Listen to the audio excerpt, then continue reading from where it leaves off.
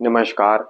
जय मां भगवती जगदम्बा आंगिरस ज्योतिष कार्यालय में आपका स्वागत है। आइए ज्योतिष सीखें। आज बात करेंगे ज्योतिष शास्त्र के अनुसार, शास्त्रों के अनुसार और वेदों के अनुसार सूर्यादि नवग्रहों की शांति के उपाय के विषय में कि किस प्रकार सूर्यादि नवग्रहों से मनुष्य अपने प्रतिकूल समय को अपने अनुकूल बना सकता है। उनमें जड़ी बूटी का पहनना, नग पहनना, रत्न धारण करना और औषधीय स्नान करना, साथ में दान पुण्य व्रत इत्यादि करके मनुष्य ग्रहों की ऊर्जा को अपने अनुकूल कर सकता है। क्योंकि ज्योतिष शास्त्र के अनुसार ग्रह मनुष्य को बहुत सारी प्रकार से नकारात्मक ऊर्जाएं प्रदान कर देते हैं, अनिष्ट फल होने को आते हैं और बहुत सारी ऐसी चीजें मनुष्य के साथ जीवन में होने लगती हैं कि मनुष्य परेशान होके कुछ भी करने को तैयार हो जाता है। ज्योतिष शास्त्र के अनुसार सूर्य आदि नवग्रहों के विषय में लिखा गया है कि मनुष्य को किस प्रकार से व्रत करने चाहिए, कितने व्रत करने चाहिए, व्रत के दिन क्या भोजन करना चाहिए और किन चीजों का दान करना चाहिए ताकि आपको ग्रह जो है वो अच्छा फल प्रदान करें। आइए जानते हैं सूर्य ग्रह के विषय में कि अगर सूर्य जन्म कुंडली में अनिष्ट कारक हो या अरिष्ट भावों में हो तो सूर्य को किस प्रकार ठीक किया जाए, सूर्य के लिए कौन कौन से दान दिए जाएं और सूर्य के दान करने से मनुष्य स्वयं के लिए कैसे सुफल प्राप्त कर सकता है। ज्योतिष शास्त्र के अनुसार सूर्य अगर तुला राशि के हों तो वह नीच के होते हैं और 1, 2, 4, 5, 7, 8 और 9 या 12वें भावस्थ इन भावों में अगर सूर्य बैठे हों तो उन्हें अशुभ माना जाता है। पहले भाव में, दूसरे भाव में, चौथे भाव में, 5वें भाव में, 7वें भाव में, 8वें भाव में, 9वें भाव में या 12वें भाव में, इन भावों में अगर सूर्य बैठे होंगे तो उन्हें अशुभ माना जाता है।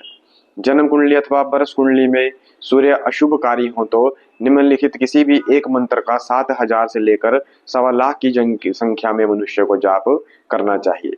मंत्र भी 3 तरह के बताए गए हैं जिसमें वेदोक्त हैं और तंत्रोक्त हैं और ग्रहों की गायत्री है। हर ग्रह की अपने अपने गायत्री मंत्र भी हैं, तो मनुष्य को इन ग्रहों के गायत्री मंत्रों का या तंत्रोक्त मंत्रों का या वैदिक मंत्रों का जाप अवश्य करना चाहिए या करवाना चाहिए। और सूर्य के लिए व्रत इत्यादि भी मनुष्य कर सकता है।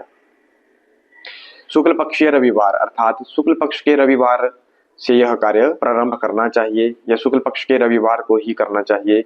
सूर्य षष्ठी अथवा रवि योग, रवि पुष्य योग में यह जाप करना चाहिए।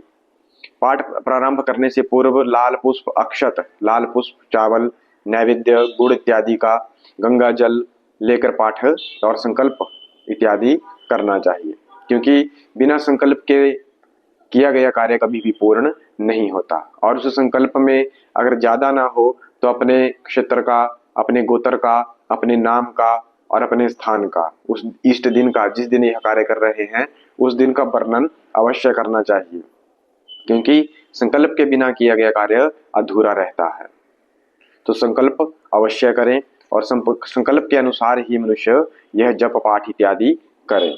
रुद्राक्ष की माला सर्प से श्रेष्ठ कही गई है जाप में और उसके अभाव में चंदन की, तुलसी की माला भी प्रयोग कर सकते हैं।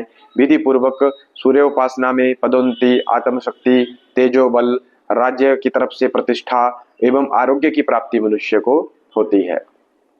प्रतिदिन पाठ के उपरांत सूर्य देव को ताम्र बर्तन से अर्थात तांबे की गड़बी, लोटा इत्यादि से शुद्ध जल से लाल चंदन, लाल पुष्प और अक्षत इत्यादि डालकर अर्घ्य अवश्य देना चाहिए। और अर्घ्य के साथ आप भगवान सूर्य के 12 नामों को भी ले सकते हैं।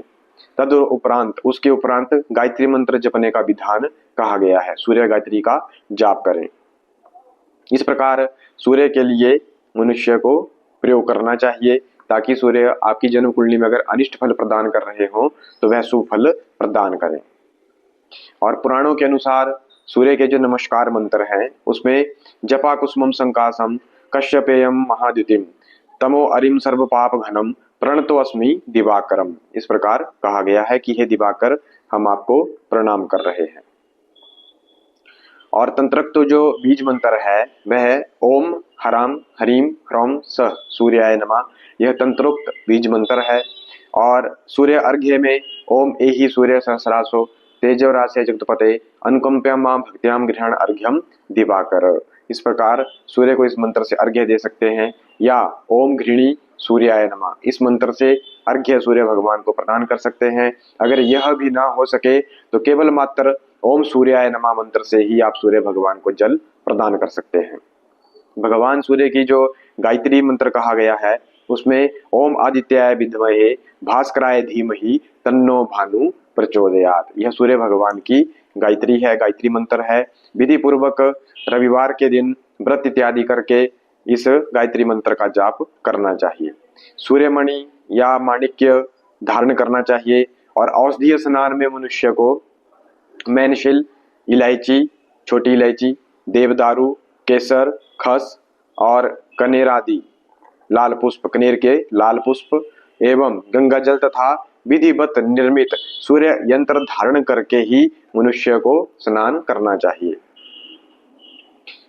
सूर्य के दान के लिए जो वस्तुएं कही गई हैं उनमें गेहूं, गुड़, लाल वस्त्र, घी, लाल वर्ण की बत्सा गाय अर्थात लाल वर्ण की गाय बछड़े के साथ, सुवर्ण, माणिक्य, ताम्र बर्तन, मिष्ठान, मीठा अन्न, नारियल सहित लाल फल, ब्राह्मण भोजन एवं सुनिश्चित पाठोपरांत दशांश हवन इत्यादि मनुष्य को अवश्य करना चाहिए।